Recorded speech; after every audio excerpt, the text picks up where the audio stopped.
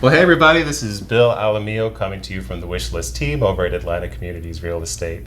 And we're out here meeting our neighbors and local business owners, finding out their story and what they love about our neighborhood.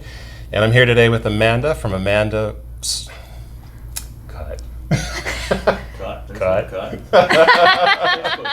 Oh, it's okay. They're fans. They're the behind the scenes anyways. Amanda Solutions is not the name of your business. So. It should be though. I like that. Amanda Solutions. But yes, Ramirez Solutions. So tell me a little about your business and what you guys do here. So we are a mobile company. We mainly focus on health coaching and therapeutic massage therapy. We partner with several businesses around Metro Atlanta. I think we're about to 6 partners by now. Nice. And we just come in, via appointment only and help people, with their specific health needs. Excellent. How long have you guys been doing this? Ramirez Solutions since 2012. Mm-hmm. I started out as a medical massage therapist in 2002. So technically been self-employed that long, but we expanded in 2012 to also integrate some one-on-one training, and then the holistic health coaching. And I also teach food as medicine, and that's actually my specialty. So instead of just about, getting healthy, which is great for everybody, I work with very specific disease and conditions, like diabetes or cancer, and really help people to get as healthy as possible, and hopefully preventing those conditions, but also in the throes of those conditions. Yeah. Each food is a medicinal item. And it's not something that's taught in school. It's not something that's taught in most of the media. And so I can meet people really where they are. And if they're struggling with, a certain form of cancer, well, I know, red peppers, for example. Right. I mean, that's stored in parts of the body that are unbelievable for anti-cancer. But we just know peppers are good for you. Blueberries, they help with night vision. But we know blueberries are antioxidants. They're good for you. So I help people get real specific because I'm a firm believer in adding in more good than, focusing on the taking away. And you're not leaving a lot of space for, habits that are not serving you, so to speak. And then when we're, armed with this education, we're more likely to make decisions that are going to serve us. So I love doing that. And then we have massage therapists here that, again, of course, they can do relaxation massage. I mean, if you live in Atlanta, or really if you work or a parent, exactly. Blood pressure, it's a big deal. So relaxation massage works with that too. But we work with, pro athletes. We work with severely injured people, a lot of pregnancy, pre-post surgery rehab. So we're very medically inclined. But again, we just want to meet you where you are. Good. Mm-hmm. How did you get involved in this workspace? So in this particular, this location right here? In this field, in that whole. Well, I'm a big advocate of embrace your breed. And that's something I kind of came up with, but I think everybody, needs to really take a step back. And even if they're adopted, you know what your healthiest version of yourself was like, whether that was your happiest version, your most calm version, your strongest version. And let that be, the kind of carrot at the end of the stick, to focus on versus what is my neighbor doing? What makes them happy? What makes them have energy? And a lot of us, I think we look on the media or to our neighbors for what defines happiness or what defines health. And when you take a step back and you set your own barometer, and then you can work slowly with figuring out how to get back there or obtain that goal. So I come from a family where you're definitely considered petite if you're under 300 pounds. So I'm not going to lie that it did start out about a number. I think a lot of people start out, I smoked, cigarettes for 15 years. And I'm going to be honest, I quit smoking when I saw that first wrinkle. So sometimes vanity is okay. But, it really did. I saw myself on video one day and I was I'm 19, and I thought, I wasn't comfortable with my weight. I was from a hefty family, but I started to kind of go into fad nutrition because that's what was available. And I started focusing on it, kind of self-education, or, I'd watch the Today Show and they were saying blueberries are, God. So I'd eat only blueberries or, whatever was trending. Dr. Oz is like probably now people will go buy the whole shelf of black rice, right? Exactly. They want happiness. And so I would say for the first 2 years, I was trying to do like self methods of getting more fit, or I'll be honest, just losing weight at that point. And it worked, but I would say the pendulum swung way too far the other way. It wasn't healthy. It wasn't the way I believe our bodies are created to be treated. It was more like all or nothing.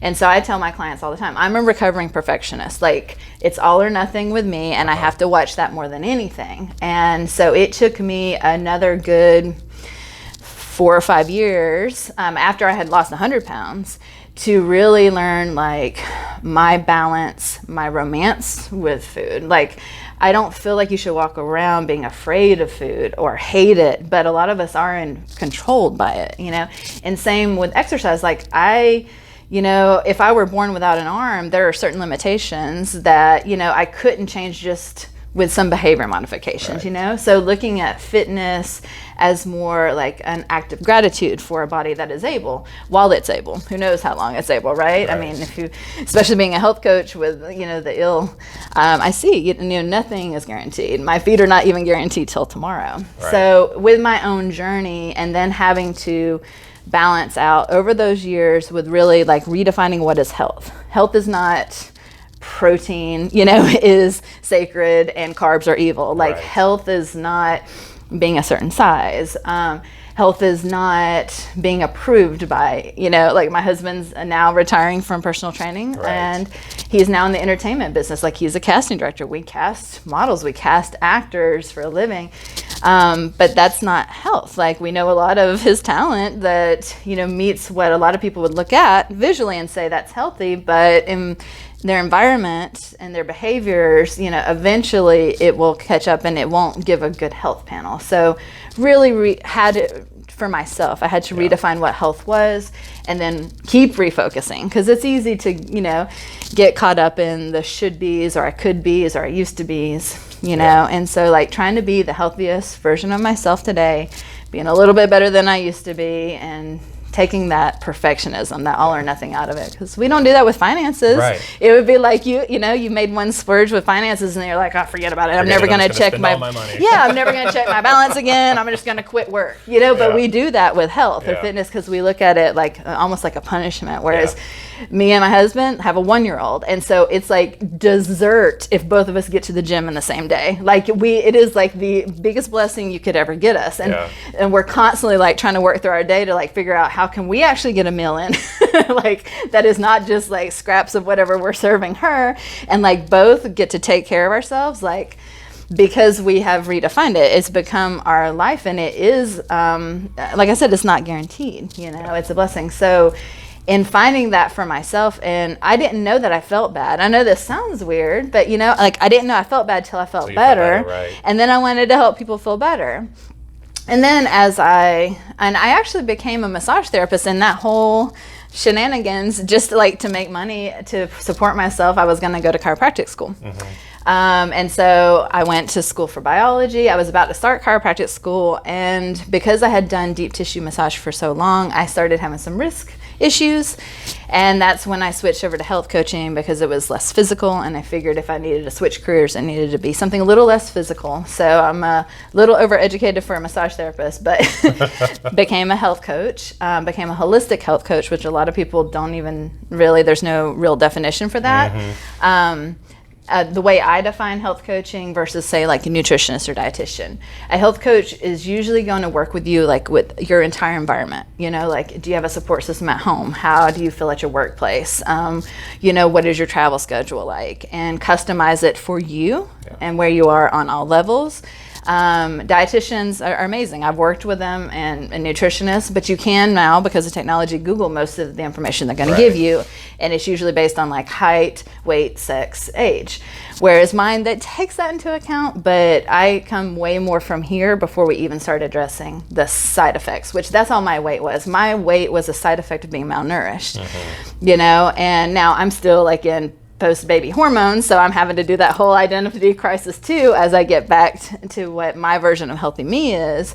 But I still have to keep reminding myself, it's about doing the best you can with what you have.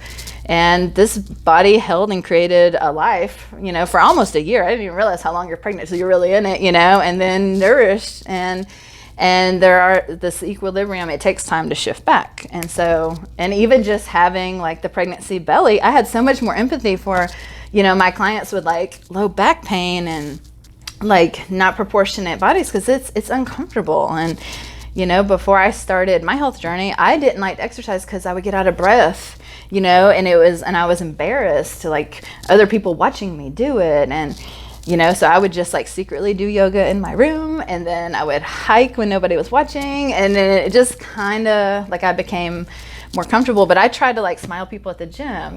My sister talks about gym face. I don't know why, like inside you could meet somebody at a restaurant and they'd be smiling and wave to you. You'll walk past them in the gym and they're mean mugging you and like walking like this, you could, you meet the same person on a hike and they're going to wave. So like we're like really on like a mission to get rid of gym face and like smile but like, not hitting on people, but like let's change the environment, because if people are going to feel judged when they walk in there, they're not going to go in to get healthy, and a lot of people are not armed with enough knowledge of how to work out at home, which we do that too. We'll come to your house, we'll go over equipment with you, or how to do home workouts, lunch workouts, whatever, but in smaller increments, because I think people take on too much at once.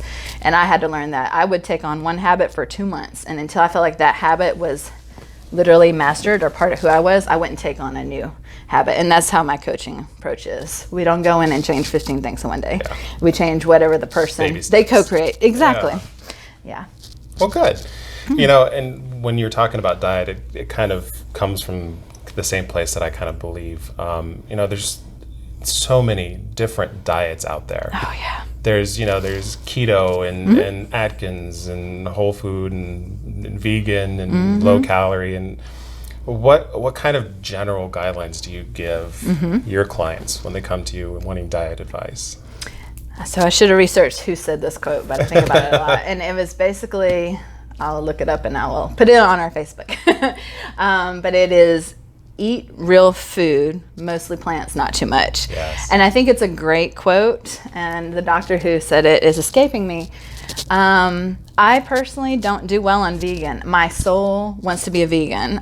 Between farming and between just the identity you take on as a health coach, I tried veganism. My body was screaming, like it was dying, like I don't know what to do with eggs. I pray without eggs. I pray I never develop an allergy. But I think, each diet is an example of how a little bit of information can be dangerous. Because I have been able to look at each of those diets and say, yeah, I can see the science. Because remember, I'm also trained in biology and chemistry. And so I'm like, I can see the science behind why that works. However, if you're not taking into the account either the genetics, the blood type, the history, the health history, or the diet history of the person, you can actually be causing way more harm than good. And so that's why, not everybody can afford the time or the money for a health coach. I've tried to make it very affordable, but, okay, well, if you can't, but you're still curious, how do I customize it? I mean, following people like us or companies like us, we're constantly putting free information out there, and then try it on. Like, if I say, cucumber helps boost testosterone, and maybe your doctor has told you, testosterone decreases in all of us as we age, and we start feeling like the effects of it. So you can say, okay, I'm going to try organic cucumber every day in my smoothie and see if I get a burst of energy or not. So you can try on things slowly. If you do have the time or finances to work with a professional, we help you too. There's nothing wrong with keto to a degree. There's nothing wrong with Whole30. What's wrong with the word diet, right, is it just implies temporary. And so we want people to have sustainable, what I call 90% of the time, behavior modifications, because we are a culture where we celebrate with food, everything, you know what I mean? Like we commensurate with food. Any sort of huge event in life somehow has a food around it. And so am I going to take like a vegan beet cake to, like somebody's just passed away? No, unless they were a vegan beet cake family, I'll take the lasagna or whatever else I'm signed up for the food train. Yeah. But, I do believe that 90% of the time, whether we're eating on the road, we're eating by ourselves, or we're eating like in our routines, because when I start looking at people's food logs, which I don't believe people should food log 100% of the time, but it's good to do every once in a while just to like say, oh, everybody has food patterns. Whether you're eating at a restaurant, you're always going to order the steak or the salmon, like your food patterns. You're eating breakfast at home, you're always going to have the cereal, the oatmeal, what have you. Yeah. So learning your food patterns and learning how to tweak them a little bit and make them a little bit healthier, and then see, did this make me have more energy? Like, you don't even have to know your blood type or not. You'll feel it. Or did this make me feel sluggish? Or like I just want to like Netflix binge, which that has its restoration spot too. But like in our family, we have like a 3 binge rule. So like if we're going to intentionally relax as a family with Netflix, we don't watch more than 3 episodes of anything, because we've found that that's a good boundary. Well, yeah, we feel good. And we've watched that number 4, and it always happens because like series come in 10s, right? So you're like 3, 3, 3. Oh, but there's one more, and then the whole series is over, the season's over. And after we watch that 4th, you like feel guilty and sluggish, and your stomach hurts, and you want to hide. So like figuring out like what your personal non-negotiables are, I think that's important. And you can actually, like, I don't believe in diets, but we do guided sugar cleanses, right? Because I do know the neuropathway connections and addictions that can be set up to sugar. So even though I don't personally practice 100% abstinence of sugar in daily life, once a quarter or so, I'll do a sugar cleanse. My husband does the same thing, because it will literally reset the brain. Literally reset the fruit with that cleanse? It depends on which level. Yeah. So we have them. It depends on like how the person was eating before. So if the person had no sugar restrictions whatsoever, then yes, fruit is included in their cleanse. If they were already limiting fruit, there's 3 different levels. So we just kind of take up what they were already doing. We take it up a notch. And then I have never seen somebody do the entire 40-day sugar cleanse and not adapt something from that in their everyday life, like forever, because you get used to something. You're like, wow, not only do I feel better, I feel better on all levels, like energy or, fitting in my pants, or like that. I don't get the lows that come after the sugar spikes. So they just integrate that in their new habit. But other than that, and the same with the Whole30, I kind of have seen people thrive, no matter what their eating plan is using that as a cleanse to reset the palate. Because if you're only used to processed foods, it's hard at first. Anything is hard at first when you're breaking your normal habits, because habits are something we don't have to think about. But if you're going to use Whole30 or like one of our sugar cleanses, to do for 30 days, 40 days, once a quarter, once every 6 months, whatever is not like overwhelming to somebody where they want to quit life, it's good because it does have a residual effect over time. But the second they're going into it looking like, and I've had people come to me all the time say, this was the diet that my nutritionist put me on. This is what my doctor wanted me to do. And I said, well, what stopped you from, continuing on this? Like, you're here now, you stopped it. So what was it? Let's take it back a notch. Okay, what worked for you in this? What didn't? Now let's explore probably why it didn't. Maybe it was a lack of energy, or you were taking on too many things at once. Or maybe it's not the way your body, like my body is not made for veganism. It's just not. No, And my daughter, we tried to, my husband would die if she was a vegetarian. He's Hispanic, and they live off running bulls. Not all Hispanics, but like my family, yes. Yeah, exactly. So it's like sacrilege, right? But we've tried everything with her. She is allowed to try anything once, and she has naturally, and I don't even eat this way, she has naturally gone to only fish. Like, she loves shrimp, she loves sardines. We don't eat big, large fish in my family because they have a lot of mercury, and I'm super sensitive.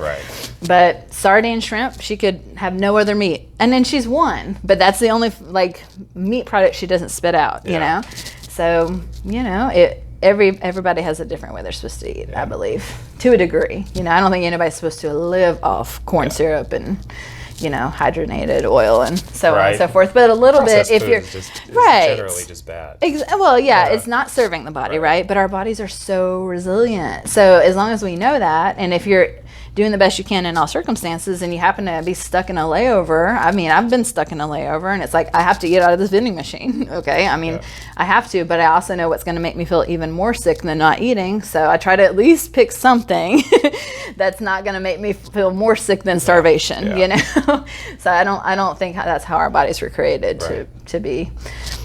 But Well, I could talk to you about this stuff for an hour. So Absolutely. I think we should probably go ahead and wrap this up. But how can people get in touch with you if they want to? So best place is definitely our Facebook, Ramirez Solutions LLC. So you can direct message us there.